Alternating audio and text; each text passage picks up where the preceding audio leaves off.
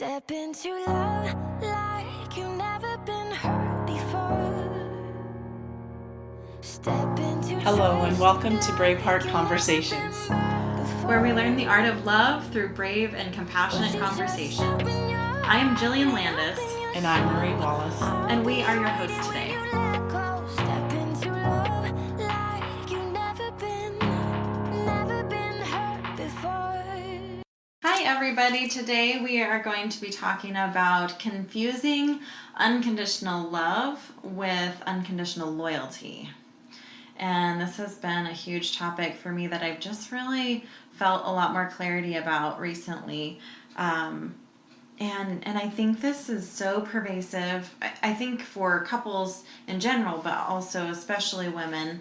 I have stayed way past the expiration date of many relationships, whether that be romantic or friendships or family. There's all sorts, even work relationships, I've stayed way past the expiration date because I've confused this idea of being unconditionally loving and me holding that value very dearly, and then also being unconditionally loyal, which are definitely not the same thing. So the realization to me that I can love someone wholeheartedly and still not allow them in my space is a really freeing idea to me that aligns very much with my values. So I love hearing from Marie about this topic as well, because she is such a light in her relationship with her husband, Joe.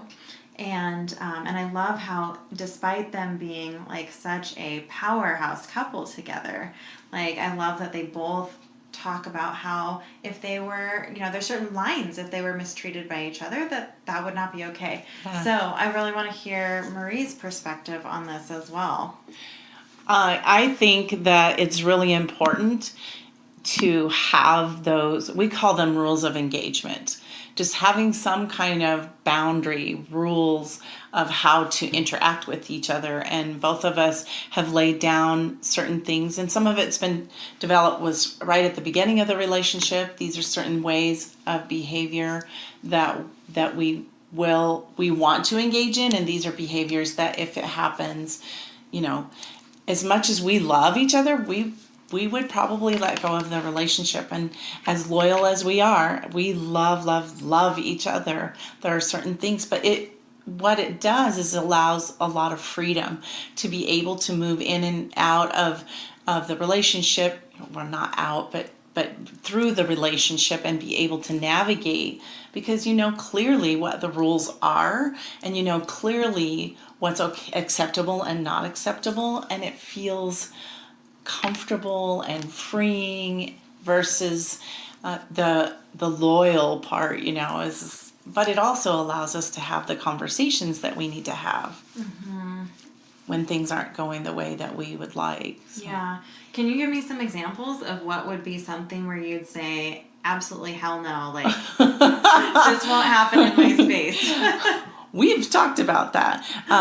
We have a few of those. I don't tolerate name calling, and I don't tolerate yelling and screaming. We're adults. We're grown up.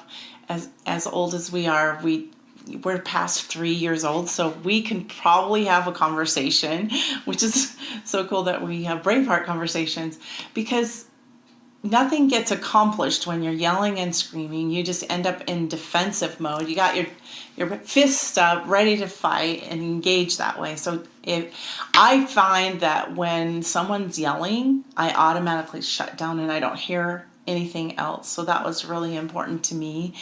And both of us have agreed that we won't tolerate infidelity, because it just blurs too many lines, and that goes back to your loyalty thing too. I love you dearly. I want you in my life, but I don't need you in my life, right? So it makes it so much healthier when you know how to navigate that, and And so I also have told him, please don't leave the conversation. Like you can leave it if you promise to come back to it. So if he's upset or I'm upset and he's not ready to talk yet, we have cave time, so that if if you're not, because sometimes our emotions get so overwhelming, we don't know how to handle them Yes. or work with them. And so we do need time. We've been together 24 years. We've figured that part out, and very rarely do we need cave time because we can figure out what the emotion is right away. But it just having that boundary of, if I'm really upset, it's not productive anyway. So let's just move out and agree that we will come back to this. And usually it's within half an hour, a couple of hours. It's not like tomorrow, because then it just kind of sits and festers, and then we make up stories, right? Right. Yeah. Well, I'm going to nerd out for a minute, and I'd love that. A little bit off topic, but I love right it. in line with what you're talking about. So I've been reading The Science of Trust by John Gottman. Oh, cool. Oh, yeah. I love the marriage guy. Yeah, the Gottman Institute. And so he's very scientific in the way he presents his information and the studies that he's done. And so he talks about emotional flooding that happens in couples argument, or it doesn't have to be in couples, but any kind of argument that we actually have the same exact physiological response as if, we're about to get into a car accident or something like that, where our adrenaline peaks, our heart rate goes up. Our pupils dilate, or I'm not sure if it was the restrict or dilate, but we have the same fight or flight response. And so we do actually shut down a part of our brain, and our conversations are not productive. So, and then the other interesting thing is it takes 20 minutes for you to come back online. So to be able to say I'm emotionally flooded, and then there is no more conversation. Like, there has to be that kind of mutual respect to say, that nothing is personal here. I know I'm emotionally flooded. I'm leaving the conversation. I'll be back in 20 minutes, half an hour, whatever the case may be, but to be able to return when my brain is fully engaged, like just knowing my physiological, what's going on in my body is super helpful. Because many of us do just continue to fight and struggle beyond that point, and the studies show that you're only deepening wounds and you're not getting anything done. It's not productive at all. And it also, back to your fight or flight thing, it brings us back to those very basic fears that we have as a child. Mine was abandonment, and that's what I talked to him about, is, I have been abandoned, and for me to not feel that, I just need to know you're coming back at some point. I am past, 5 years old, where I know that you'll be back at some point, but emotionally back. Yeah. Not just physically back. I'm so big about clearing this up, because that's what grows our relationship. That's what makes it healthy, and being able to thrive in a relationship instead of survive is being able to have those conversations. So yes, put your emotions on hold until you get, I like that, emotional flooding. I wrote that down, and being able to come back to it when it gives me a chance to gather my thoughts and to really think about what has been said, and be more effective in my engagement of conversation as well. Yeah. They also talked about ruminating, and that if you take that 20 minutes and you're ruminating about what just happened, then that is actually, it's worse for you in the conversation when you come back, rather than if you do something like taking a walk or engaging in an activity where it's peaceful and you're taking a rest from that topic. So it was interesting. Taking a rest. I like that. Yeah, it was interesting to get that perspective. But anyway, that'll probably be really great on a podcast when we're talking about fighting and how to fight well. But I do want to revisit the topic of, just this idea of feeling like I'm stuck in a relationship or a job or whatever the situation is, that I'm stuck there because I feel that I have this obligation to be loving. And I cannot count the amount of times that I've been stuck in relationships like that, thinking that I can't abandon this person. I'm going to be betraying them if I leave. And that can be a workplace, that can be a friendship, that can be a lover, romance, marriage. Especially marriage or any of those that you've made that long-term promise or commitment. Yep. And so I've really had to dig in and get clear about marriage commitments. In fact, I'm working on writing, and this is probably going to sound really funny, but I'm working on writing whatever my future vows would be, because I'm really getting some clarity about what a loving commitment is. And today, it does not resonate with me to make a commitment to someone that no matter how miserable I am or how miserable you are, I'm going to stay with you. That's not honoring to me or the other person. So it's really challenged my beliefs, because I cannot predict how I'm going to change or someone else is going to change. And even though they may be the best and right fit for me today, it does not mean that they will be the best and right fit for me in 5 years or in 10 years or whatever number it is. They may grow apart, and the most loving thing I can do is to let that person go on their journey, and appreciate and respect the time that they've spent with me.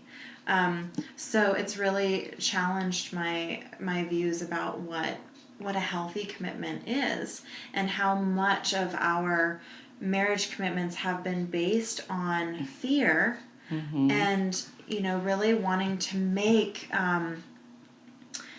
something that's really uncertain certain, and to pretend like there's a guarantee. Yes. And although that may make us feel warm and fuzzy in the moment, it's really not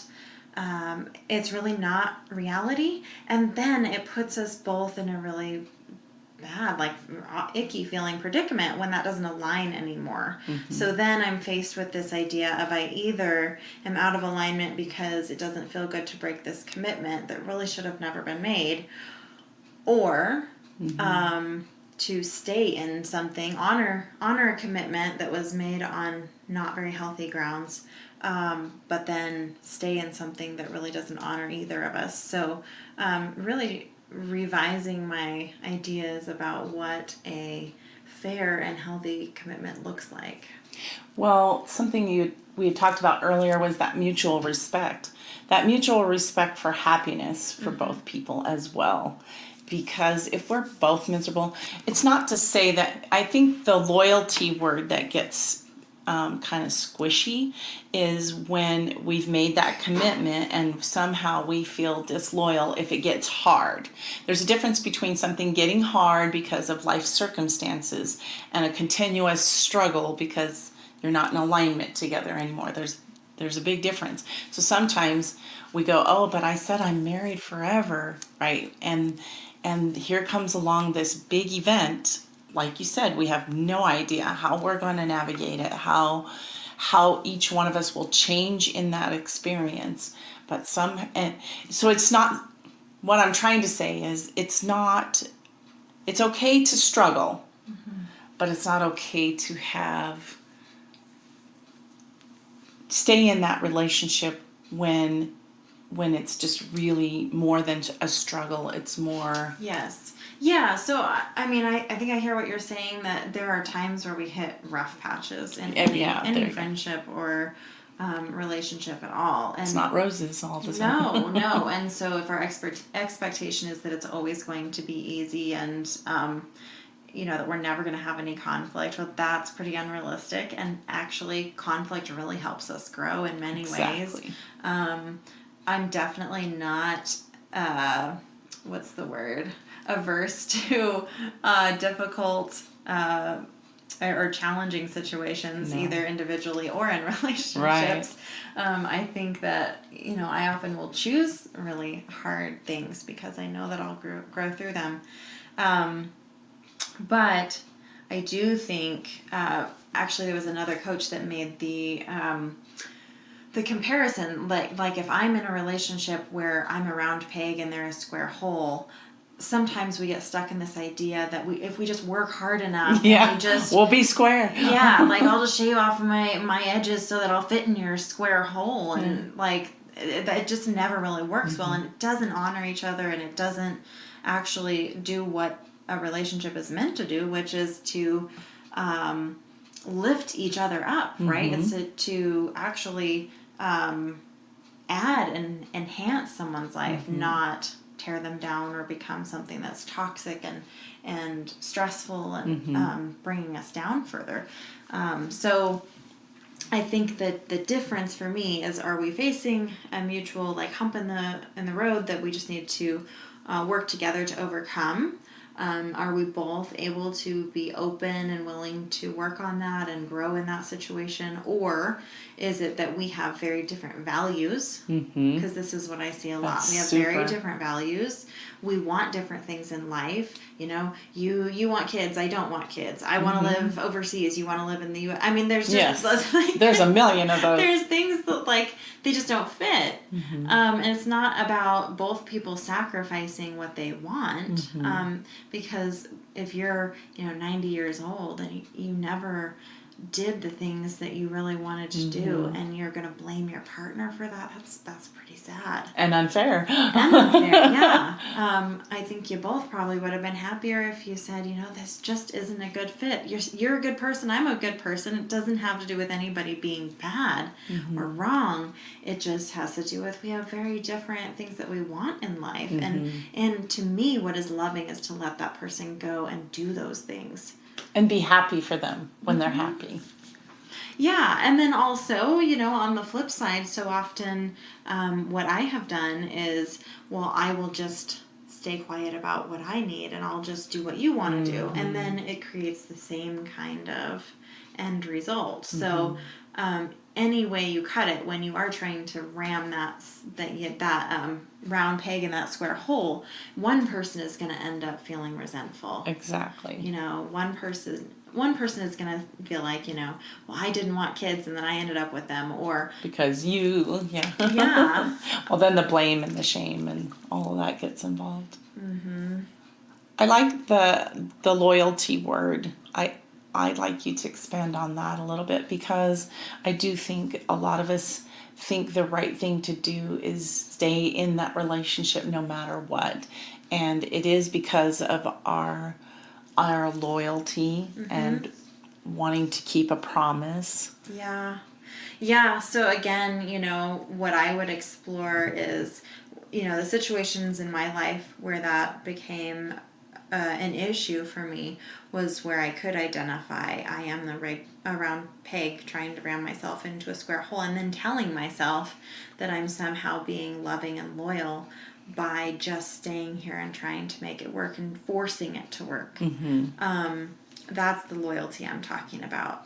And is it really working? Right. It's loyalty just for the sake of loyalty. And I get it, because I obviously have a really strong value in my word, my commitment, which has kept me stuck in a lot of relationships. Now I'm identifying that, wow, I get to look at my commitments and say, at the time I was doing the best I could, but today I don't think I could make those commitments and really feel that they're being honorable, because they were misguided commitments in the first place. Does that make sense? It makes a lot of sense. So I get to today look at the commitments I made and then be gracious with myself and say, I was doing the best I could when I made that commitment, but I've also learned that I have the ability to change my mind and own, be responsible for, I know I made this commitment in the past, and today that commitment really doesn't resonate with me, and I'm going to release myself from that. I think grace is probably the biggest thing that we need to give ourselves. Like you said, doing the best that we could in the moment with what we had. Yeah. It's hard to give ourselves grace sometimes. So hard. And then, to me, the way that I get to make amends for that is I get to learn from those commitments and not continue to make the same pattern and same mistake over. So today, I get to make commitments in my relationships, like what I said earlier, that I will love you fully right now, and when and if the time comes that our relationship is no longer a fit, I will honor you and myself enough to let you go, and I will love you through that, and that won't be a hateful experience, but I don't I'm not obligated to have someone in my space forever. There are times where it is the most loving and honorable thing I can do to let that person go. There are seasons in all those relationships, and there are reasons that they were in your life for the time that they were. And I also wanted to talk about the letting go. Letting go doesn't mean permanent. I'm never going to talk to you again. You're totally cut out of my life, and it's a hard, rigid thing. It's just slowly just going your separate ways. It doesn't mean that you can't stay in touch and just still check in, and some people don't want that check in. I mean, and I'd honor that as well, but letting go doesn't mean it has to be something hard or rigid. Or will it be painful? Breaking a relationship is always painful. It's just anyway, I just wanted it to be people to understand letting go doesn't mean it's a forever, I'm never going to talk to you again either. Well, and there's all sorts of levels. Yeah, variables too. Like what we're talking about right now would be, I would label that detachment, being able to detach from love. And, for me, detachment has sometimes looked like, I'm not going to be a part of this conversation right now, or maybe I don't want you in my space at my home, but I'm willing to meet you for coffee or in a public place. I have different levels of, Me too. Yeah. So I've had, you've gained trustworthiness to be in this area of my life, but my trust is not unconditional. Exactly. It is absolutely not. My trust is conditional. We've talked about that too. I think that, it's a boundary you have to have for the relationship to be healthy. Yeah. So, my choice to have that person in my space more or less is going to depend on what level of trust I feel for them. And not only that, but I think we've all had people that we just don't resonate with who they are, and to give myself permission to say, like, I don't think I want to spend time with you, and not to have to really come up with a reason why. That's just an acceptable answer. Right. And so that's been another piece of this that has been a challenge for me, is to feel that I'm obligated to say why I don't want someone in my space. I really don't have to. I get to just say, I'm not feeling having you in my space, and I want to create space for somebody else. Yeah. That's not easy to do. No, it's super hard. I think we live in a culture where there is some explanation that's wanted a lot of the time, and people do get pretty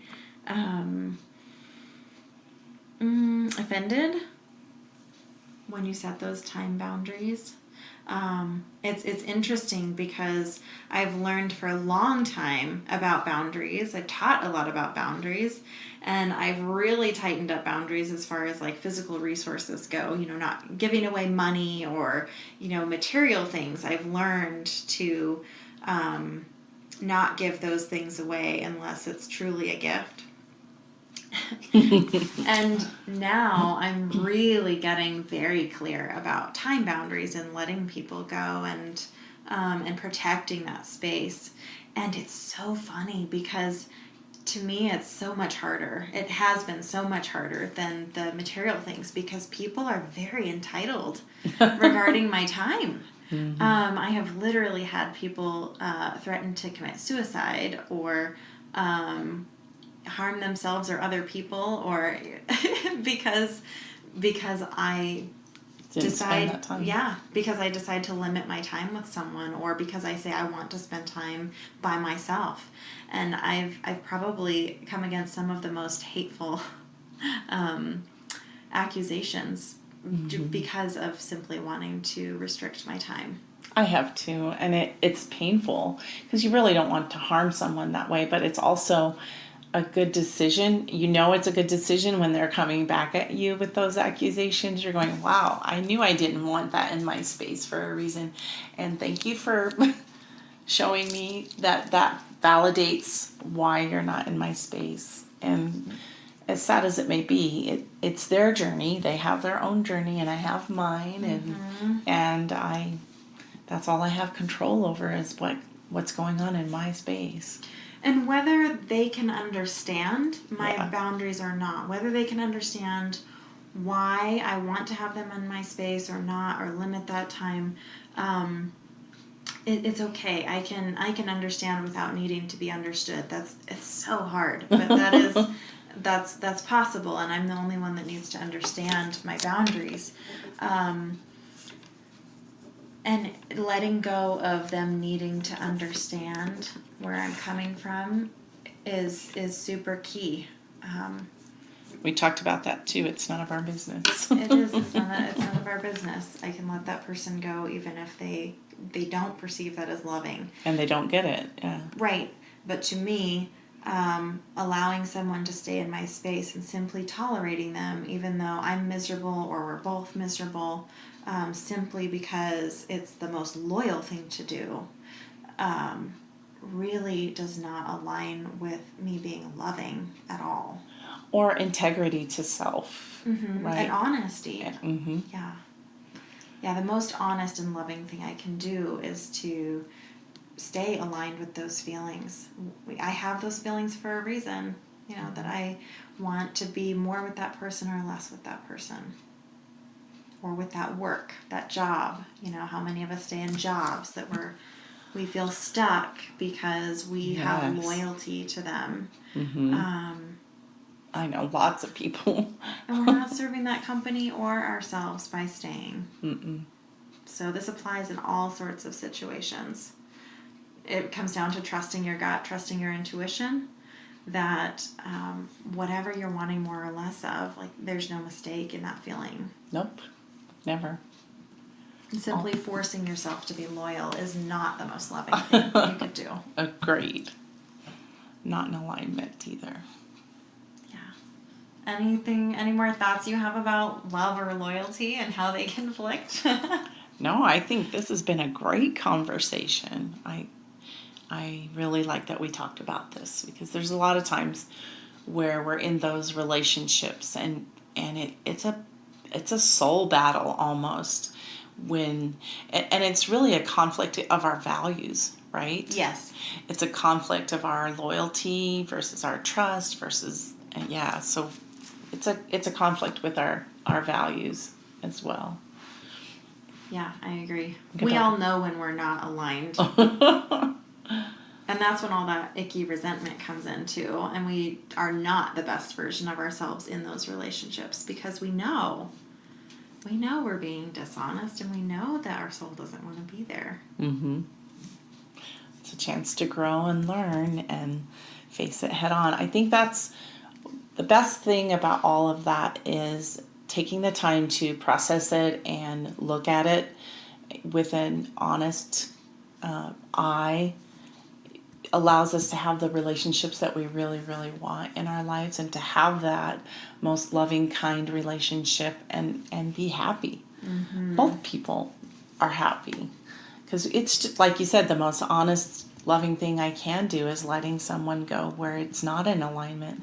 Because they're really miserable too. Yes, agreed. They may not see that right now. And to be in a relationship, just to have a relationship, doesn't feel good either. It's not a good reason, no. It's not a good reason. No, but I love that you touched on that when we do let people go, even if they're fighting it, we are releasing them to really find a better match for them and to fill our own space with people who resonate more with where we're at now. Knowing that might be temporary too. Dang it. The not knowing sometimes is the hardest part. Yes. Yeah, but it's time to let people go where it's natural for them to go and to invite new people that resonate fully with us.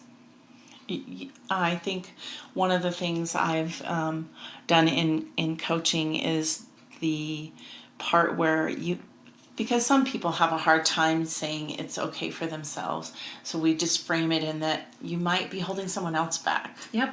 So. Yes, it truly is. Even though they may argue with you adamantly, it truly is the most loving thing you can do for them also. Agreed.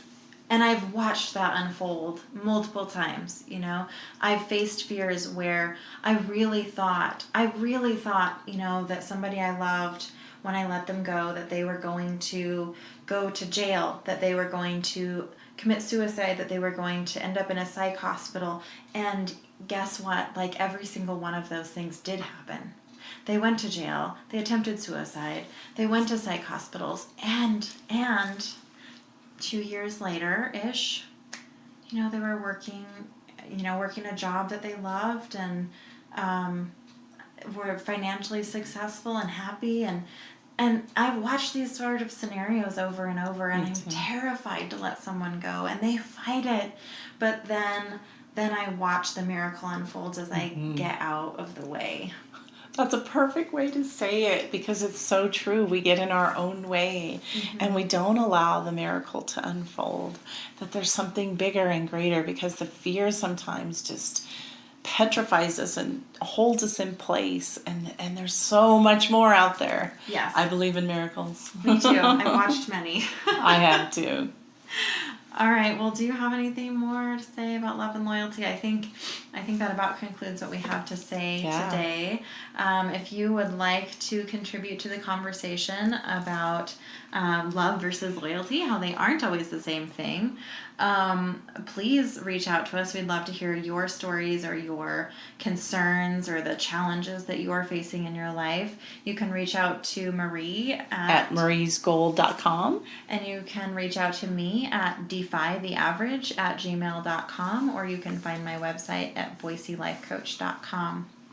With that, I hope you all have a great day, and we will visit with you next week. We will. Take care.